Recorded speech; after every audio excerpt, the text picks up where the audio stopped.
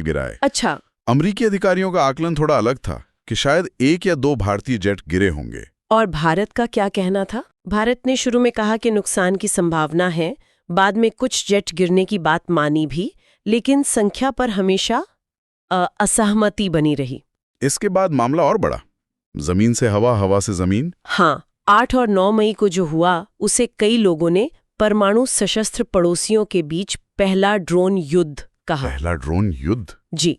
भारत ने दावा किया कि उसके S-400 डिफेंस सिस्टम ने पाकिस्तानी ड्रोन और मिसाइलें रोकीं जो अमृतसर और जम्मू की तरफ आ रही थीं। और पाकिस्तान? पाकिस्तान ने न सिर्फ इसका खंडन किया बल्कि भारत पर फॉल्स फ्लैग हमले का आरोप लगाया। मतलब कि भारत ने खुद हमला करके पाकिस्तान पर इल्जाम लगाया। अच्छा। और उन्होंने भारतीय ड्रोन गिराने का दावा किया, जिसमें एक इजरायली हारोप ड्रोन भी शामिल था। इस दौरान LOC पर भी हालात खराब हुए होंगे। बहुत ज्यादा।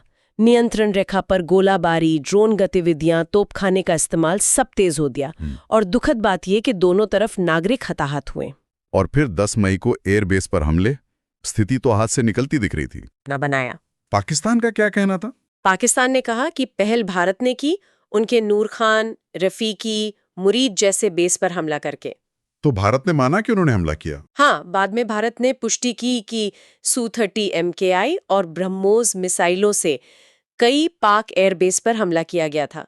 इसमें रावलपिंडी के पास नूर खान, सिंध में भुलारी, शाहबाज, मुशफ जैसे कई ठिकाने शामिल थे। पाकिस्तान ने इन हमलों पर क्या प्रतिक्रिया दी? कितना नुकसान माना? पाकिस्तान ने नुकसान माना और ये भी पुष्टि की कि उनके 6 वायु सैनिक मारे गए।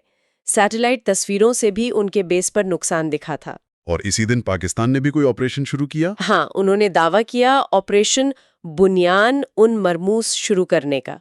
उनका कहना था कि ये जवाबी कार्रवाई है। किस तरह की कार्रवाई? दावा था कि 26 भारतीय सैन्य ठिकानों को निशाना बनाया गया। Airbase, BrahMos missile storage, S-400 sites, मुख्यालय और साथ में साइबर हमले भी किए गए। और भारत ने इन दावों को कैसे लिया? क्या इतना बड़ा नुकसान माना?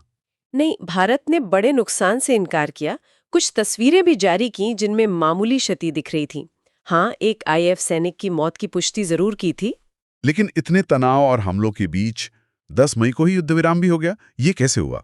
हाँ, ये काफी तेजी से हुआ। दोनों देशों के DGMOs यानी director general of military operations के बीच हॉटलाइन पर बात हुई और सहमति बन गई।